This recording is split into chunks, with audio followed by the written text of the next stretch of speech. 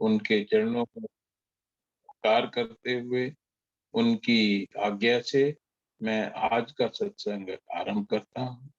और आप लोगों को जो भी बात अच्छी लगे, जो बात आपको समझ में आए, उस बात को अपने जीवन में धारण करने का प्रयास करें, और जो बात आपको अच्छी ना लगे, उसे आप छोड़ सकते हैं।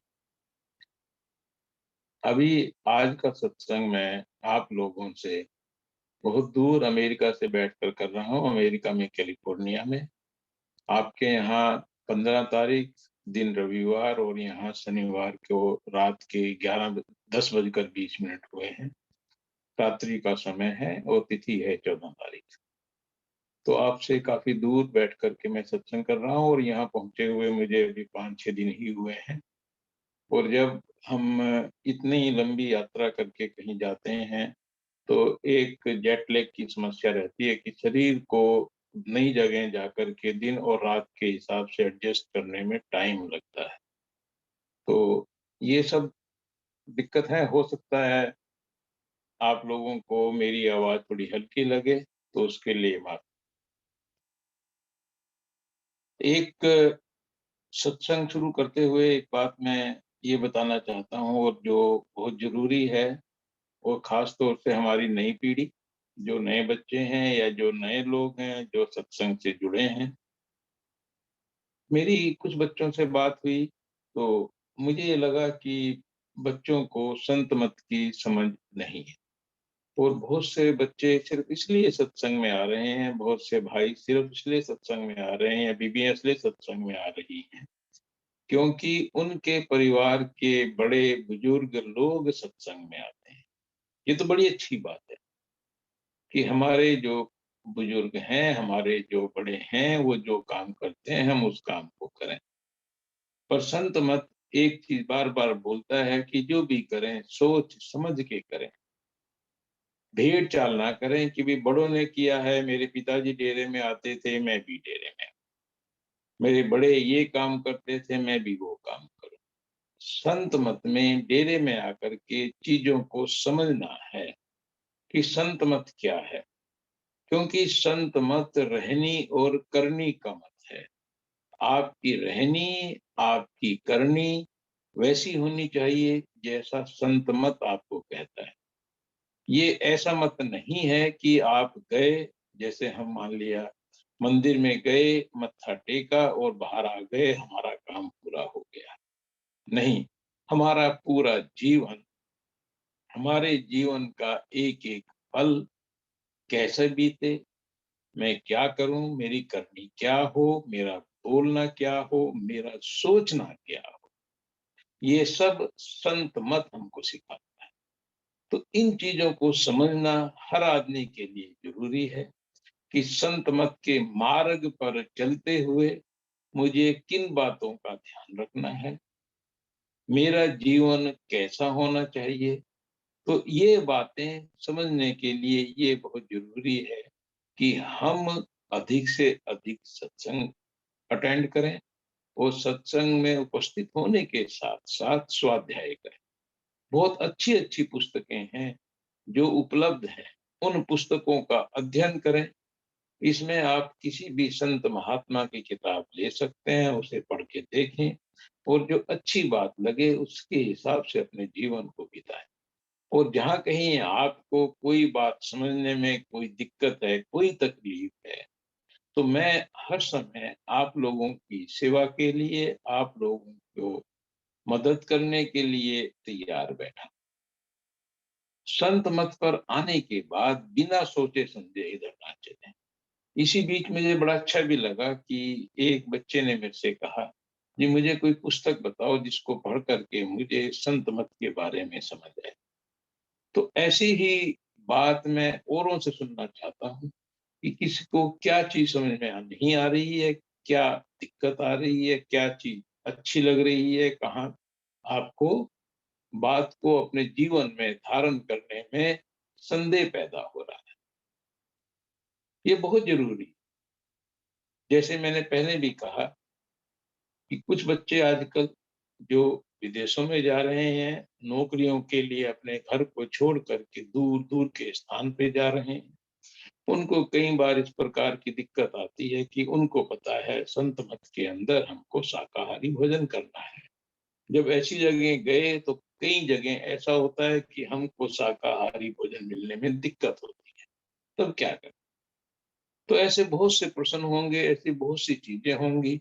जब हम आगे अपना जीवन जीते हैं, ऑफिस में काम करते हैं, व्यापार में काम करते हैं, तो हमें इन चीजों को कैसे आज की परिस्थिति में हैंडल करें, इनको कैसे हम सँभालें, ये सब बातें अगर कहीं करने में हमको दिक्कत आती है, तो उसको समझाने के लिए, उसको बताने के लिए मैं सदा तत्पर हूँ। एक बात में से किसी ने पूछी, हम सबको पता है कि आजकल के दिनों में सभी लोग शेयर बाज़ार का काम करते हैं, शेयर मार्केट का काम करते हैं। देखने में ये काम जुए जैसा काम, और हमको पता है कि संत मत पर चलते हुए संत हमको बार-बार ये बात कहते हैं कि हमको जुआ नहीं खेलना है, इससे बचना है। हमने देखा है कि बड़े-बड़े परिवारों का, बड़े-बड़े लोगों का नाश हो गया जिन्होंने ये काम किया। महाभारत का हमको पता है, महाभारत होने का एक कारण युधिष्ठिर का जुआ खा खेलने की आदत थी। पर जुए के अंदर और शेयर मार्केट के अंदर अंतर है। शेयर मार्केट में अनिश्चितता तो है, अनसर्टेनिटी तो है। आपको नहीं पता कल को क्या होगा, पर ये जुआ नहीं। तो अगर कोई भाई-बहन शेयर मार्केट का काम करता है, तो उसको अपने मन में कोई संदेह पैदा नहीं करना चाहिए कि मेरा जीवन संत मत से अलग है। नहीं, आप संत मत पर चलते हुए भी शेयर मार्केट का काम कर सकते हैं। पर जब ये काम करें तो ये याद रखें कि इसमें जोखिम है, इसमें खतरा है। तब ये ना करें कि जिस दिन खतरे का मामला आए तो उस टाइम गुरुजी को याद करना शुरू कर दें, और जिस दिन फ़ायदा हो रहा था उस दिन याद भी नहीं किया। ये मानते हुए कि ये संसार है, संसार के अंदर कोई भी काम करें, व्यापार करें, उसमें लाभ-हानि साथ में जुड़ा हुआ है। तो इस बात को ध्यान रखें कि ये काम एक रिस्की, खतरनाक काम है, बट इसको करने में संत मत का कोई भी विरोधाभास नहीं है। संत मत पर चलते हुए भी हम शेयर मार्केट का काम कर सकते हैं। ऐसे ही एक भाई ने पूछा कि भी मैं ब्याज का काम करता हूँ, मैं लोगों को ब्याज पे पैसा देता हूँ, क्या ये संत मत के खिलाफ है? हम सबको पता है, मुस्लिम धर्म के अंदर पैसे को ब्याज पे देना बहुत गलत माना गया है, और ये बात सही भी है, और भी जगह पर इस प्रकार की धारणा है। एक बात हमको अच्छी तरह समझना चाहिए कि किसी भी काम के अंदर अगर हम ज़रूरत से ज़्यादा लाभ लेंगे, तो हम गलत काम कर रहे हैं। तो अगर आप ब्याज का काम करते हैं और ब्याज के काम में आपका जो ब्याज की दर है, वो साधारण दर से बहुत ज़्यादा है, और जो आपसे पैसा लेने वाले हैं, उनको नुकसान पहुँच रहा है, तो ब्याज का काम भी गलत। परंतु साधारण तरीके से हम सबको पता है कि हम पैसा बैंक में जमा करते हैं, बैंक हमारे जमा किए हुए पैसे पे ब्याज देता है। तो इसका मतलब है ब्याज लेना, ब्याज देना। हमने काम किया, बैंक से पैसा लिया, बैंक ने हमसे उस पैसे पे ब्याज लिया। तो ब्याज का लेना, ब्याज का देना संत मत के खिलाफ नहीं है। ये चीज़ें ऐसी होनी चाहिए जो कि विधि सम्मत हों, नियम के अंदर हों। अगर ऐसा है, रीज़नेबल हैं, और दोनों व्यक्ति अच्छी तरीके से इस बात को समझते हैं, तो ये काम भी संत मत के खिलाफ नहीं है। तो हम इस काम को कर सकते हैं। ऐसे ही किसी भाई ने पूछा कि क्या हम मांसाहारी काम कर सकते हैं? यानी कि हम जैसे कि पोल्ट्री फार्म है, इस प्रकार का काम कर सकते हैं, पिग फार्म है, क्या इस प्रकार का काम कर सकते हैं? इन सब कार्य को करने का संत मत हमको मना करता है। वो कहता है कि देखिए, जब हम ये काम कर रहे हैं, इसका मतलब है कि हम उन चीज़ों का प्रोत्साहन कर रहे हैं जिस चीज़ को हम खुद करना नहीं चाहते।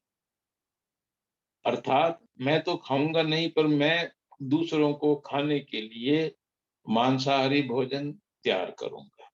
इसका मतलब है मैं जो काम खुद के लिए ठीक नहीं समझता, मैं दूसरे लोगों के लिए करने के लिए तैयार हूँ। तो ये भावना ही गलत हो गई। तो इसलिए इन सब कामों से जिस काम को मैं अपने लिए ठीक ना समझूं, वो काम मैं दूसरे के लिए ना करूं, उस नजरिए से देखते हुए इस प्रकार के कार्यों में लिप्त होना संत मत के खिलाफ है। तो इन कामों से हमको बचना चाहिए।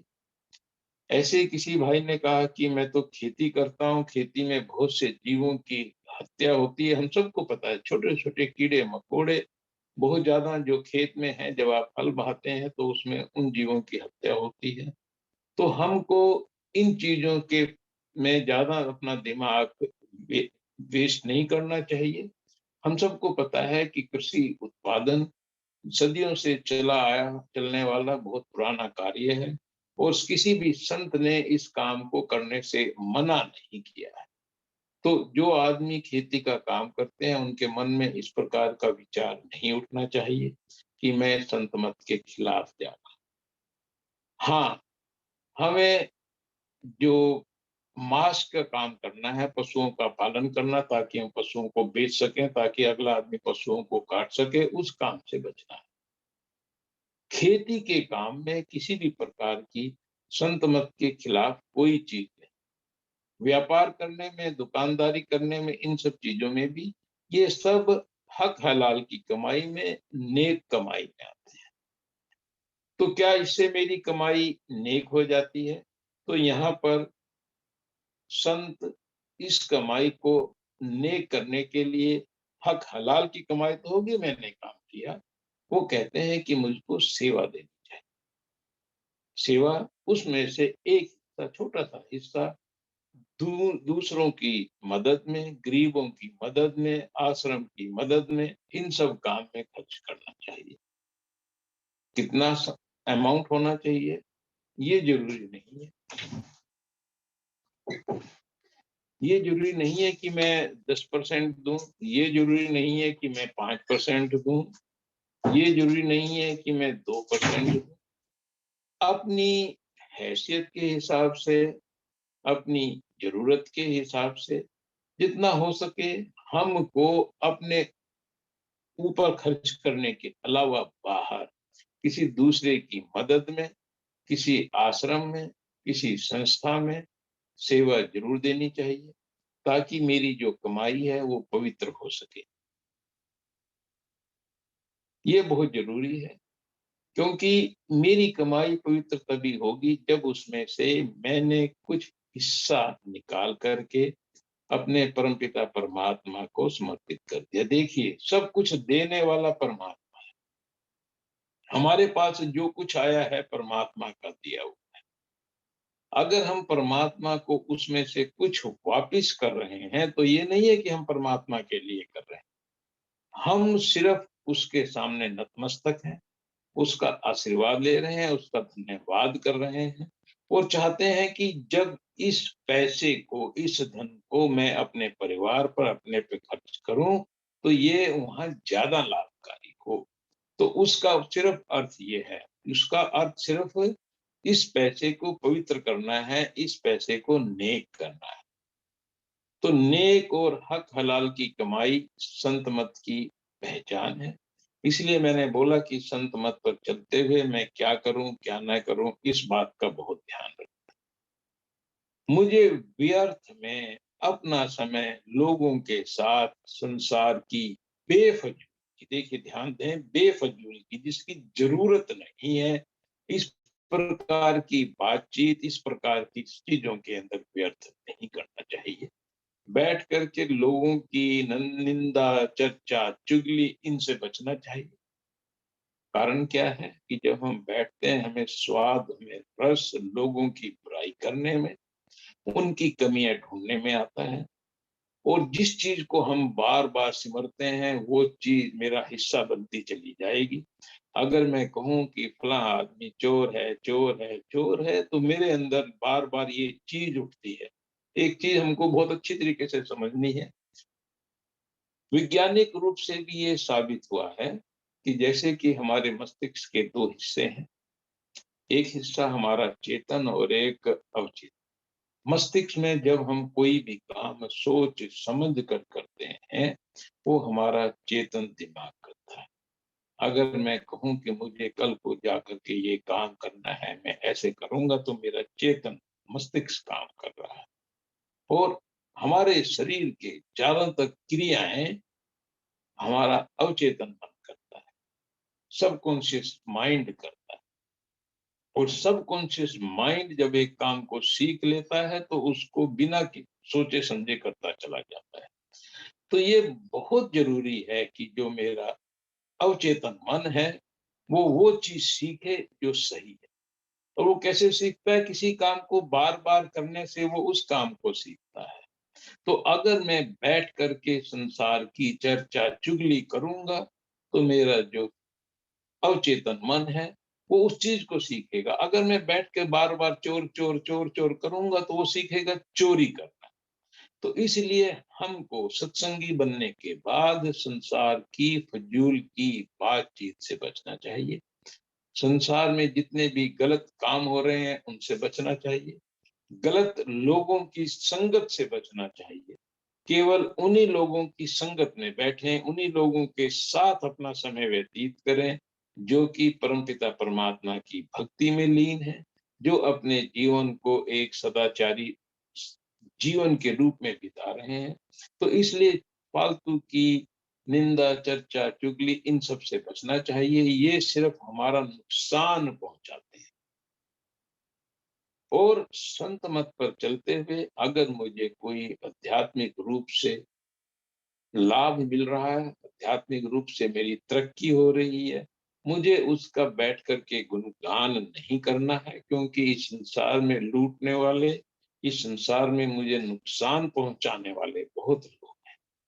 जैसे ही मुझे मेरे आध्यात्मिक प्रगति के बारे में लोगों को मालूम चलता है, लोग बैठेंगे, मेरे से बात करेंगे, अपनी समस्या बताएँगे और मैं परमपिता परमात्मा से उनके लिए दुआ करूँगा, तो मैं अपनी आध्यात्मिक ताकत, अपनी रूहानी ताकत को बेकार में व्यर्थ कर रहा हूँ, संसार के लिए व्यर्थ कर रहा हूँ, जबकि यह ताकत मुझे इस संसार से, भवसागर से निकल कर के सत्पुरुष के देश में जाने में सहायता की हुई है।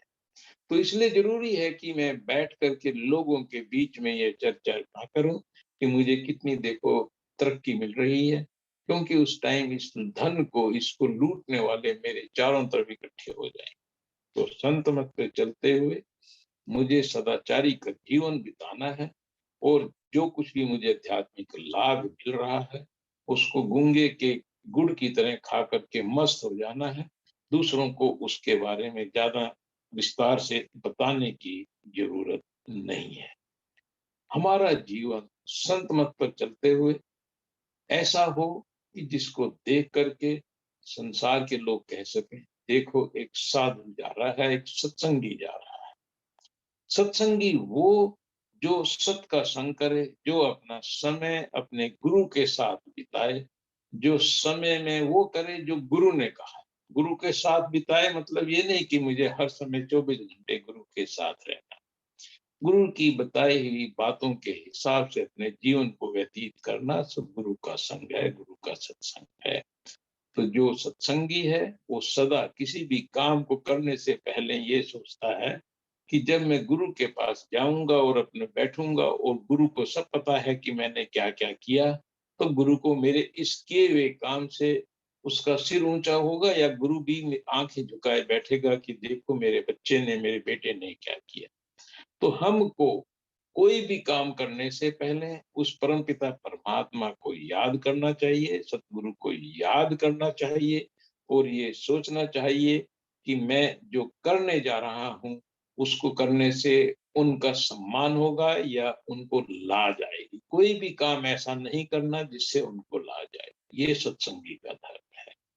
और दिन में हमें हर समय 24 घंटे उस परमपिता परमात्मा की याद हर समय अपने दिल में बिठा के रखनी है, उसका स्मरण करना है। अगर ये संभव नहीं कि मैं 24 घंटे याद करूं, तो कुछ बड़ा ही स्पेसिफिक टाइम, निश्चित समय निकाल करके सिमरन करें, ध्यान लगाएं और भजन करें। और जब ये करेंगे, कम से कम उस समय, कितने समय, 5 मिनट कर लो, 15 मिनट कर लो, 1 घंटा, जितना करेंगे ज्यादा उतना अच्छा है।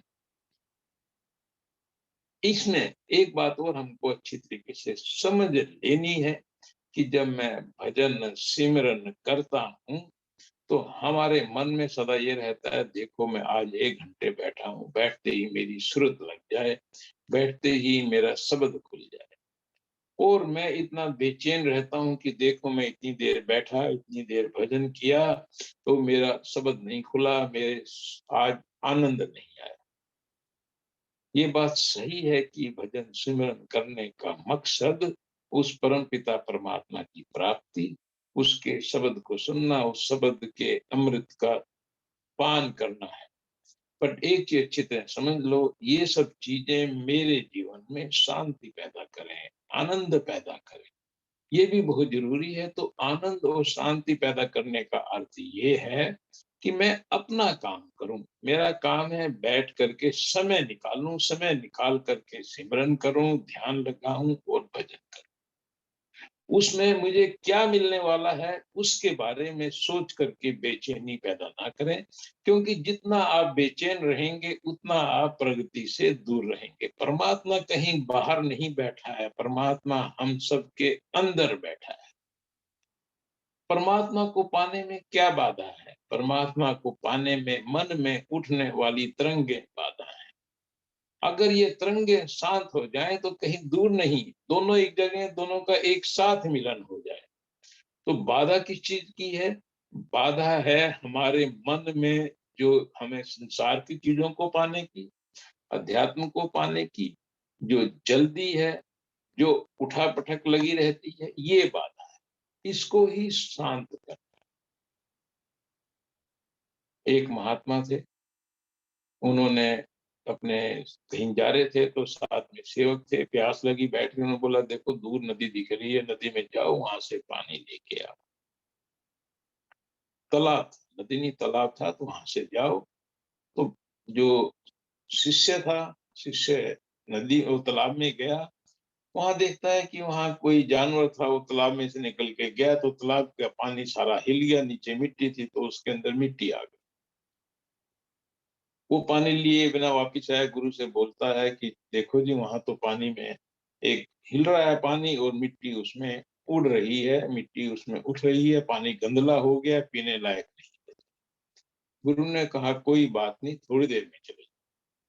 शिष्य फिर गया, देखता है कि अब पानी काफी साफ हो गया, फिर भी गंदला है, अभी भी थोड़ी बहुत तरंगे हैं उस पानी के अंदर। वापिस आया, गुरु ने तीसरी बार भैया, तब तक पानी शांत हो गया। उसमें से अच्छा पानी लेकर के जब शिष्य आया, तो गुरु ने कहा देखो, पानी वहीं था, मिट्टी वहीं थी, सब कुछ वहीं था। जब उसमें हलचल थी, वो पानी गंदला हो गया। ऐसे ही हालत हमारे मन की है, जब इसमें हलचल होती है, तो इसके अंदर कुछ भी दिखाई नहीं देता। जब पानी साफ हो गया, उसमें आपको अपना चेहरा तक दिखाई दे जाएगा। तो कहते हैं कि ऐसे ही हमारे मन की हालत है। मन हर समय संसार के सोच विचार में, हर चीज में इतना उलझा रहता है कि उसकी मलिनता के अंदर परमपिता परमात्मा की छवि हमको दिखाई नहीं देती। तो संत कहते हैं कि जब भी भजन सिमरन करो, तो अपने मन में से इच्छाओं को छोड़ दो। इस संसार में हमारी इच्छा ही इस संसार में हमें फंसाने का काम करती है। काम, क्रोध, लोभ, मोह, अहंकार, इवन, तो हमको पता है कि ये हमारे 5 दुश्मन हैं, काम, क्रोध, लोभ, मोह, अहंकार। बट इनको पैदा करने वाला, इनके जनक काम है। काम मतलब इच्छाएं, लालसाएं, इस संसार के भोग की हमारे अंदर उठने वाली तरंगे, ये ही। और जब मैं कहता हूं कि मैं भजन करूं, उसमें से मुझे आनंद आए, तो ये भी एक प्रकार की कामना है। तो इन चीजों से बचना है। मेरा काम है मैं बैठ करके भजन सिमरन करूं। मैंने अपना काम कर दिया, अब आगे सतगुरु अपना काम जरूर करेंगे, इसमें कोई संदेह नहीं। भरोसा रखें। संत मत भरोसे का मार्ग है। कितना भरोसा रखना है? आजकल हमको नामदान बहुत जल्दी मिल जाता है और हम सोचते हैं कि आज नामदान मिल गया और अगले दिन हमारा भजन सिमरन हो जाए। हम लोगों को पता है कि कबीरदास जी के टाइम में बल्ख बुखारा के बादशाह को नाम मिलने में ही 24 साल लग गए। क्यों? क्योंकि जब तक बर्तन गंदा है, उस गंदे बर्तन में आप कुछ भी डाल दीजिए, वो आपको लाभ नहीं देगा।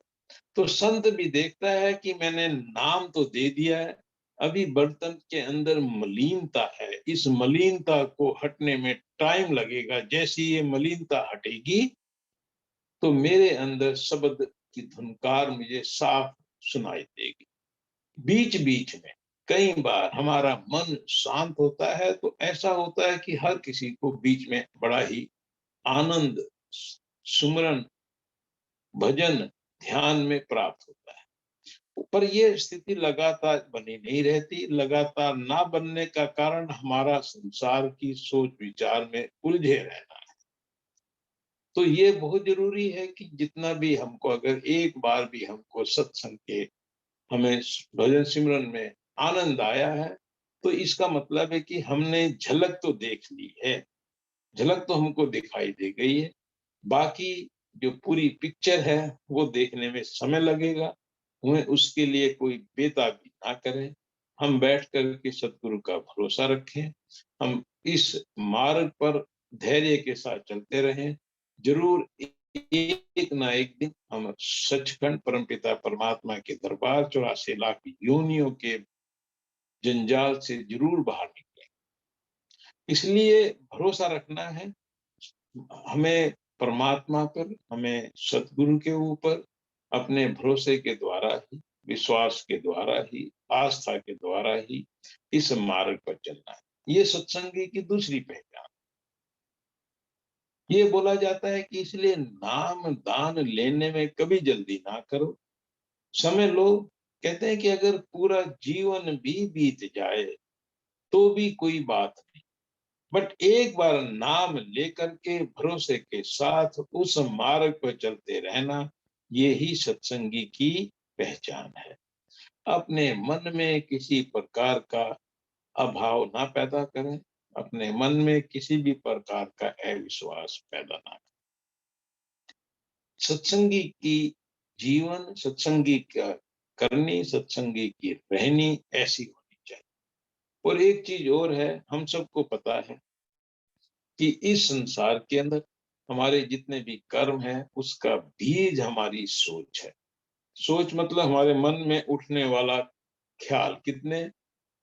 कहते हैं कि एक दिन में 84,000 ख्याल हमारे मन में पैदा होते हैं। तो 84,000 ख्याल का मतलब है कि इतने हमारे कर्म बने, और ये कर्म ही संसार में हमारे बंधन का कारण होते हैं। कहते हैं कि अगर हम परमात्मा को याद रखें, सतगुरु को याद रखें, तो इन सोच के साथ हमारे बंधन नहीं। मोटे बंधन जगत के, गुरु भक्ति से काट, झीने बंधन जगत के, कटे नाम प्रताप।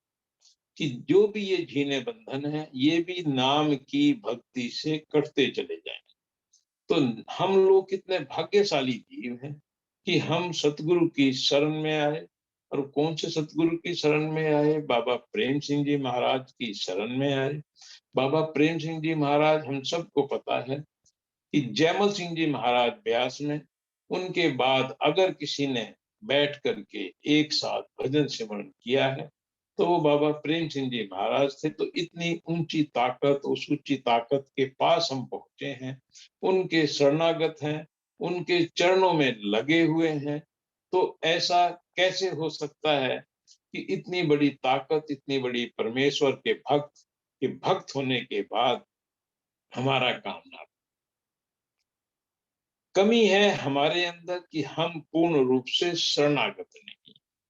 शरणागत मतलब हम हर काम उनकी आज्ञा के अनुसार। अभी मैं एक भजन सुन रहा था कि चिट्ठी लिखी हमने महाराज जी को। तो जस्ट आप लोगों को बताने के लिए, मैं जब महाराज जी को पत्र लिखता था, बाबा प्रेम सिंह जी महाराज को, तो मैं पहले हिंदी में पत्र लिखता था।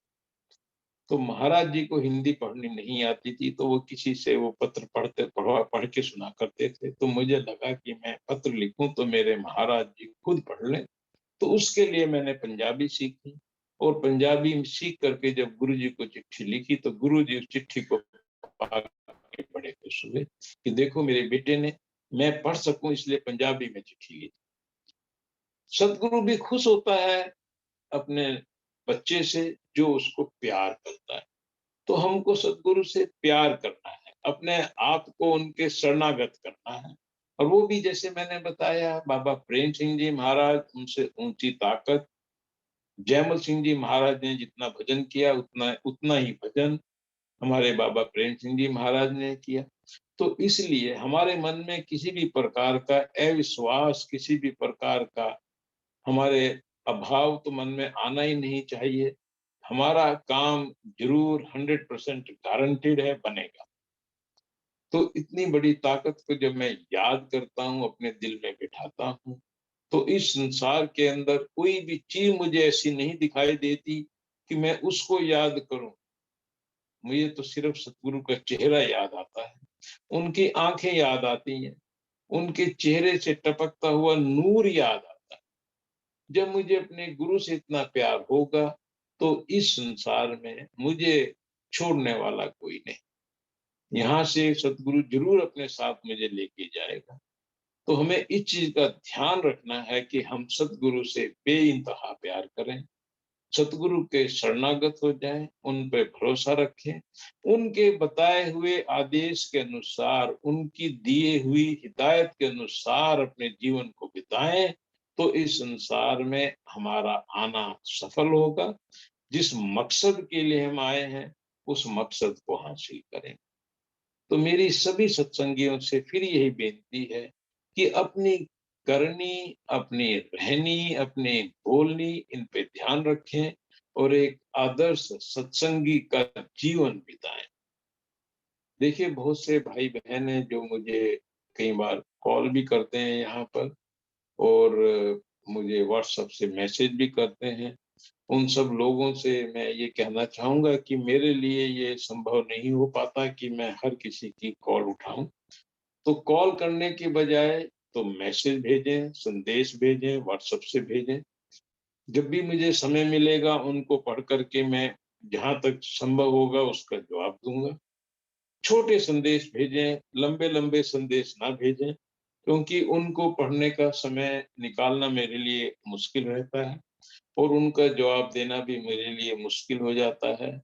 अगर आपको जवाब लेट मिल रहा है उसके लिए मैं माफ़ी चाहूँगा, और समय अभाव के कारण मेरे लिए इतना संभव नहीं होता कि मैं इधर आपका संदेश आए, उधर मैं उसका जवाब दे सकूँ। तो कृपया थोड़े धैर्य बनाए रखें कि अगर आपने मैसेज भेजा है, तो उसका जवाब आपको मिलेगा।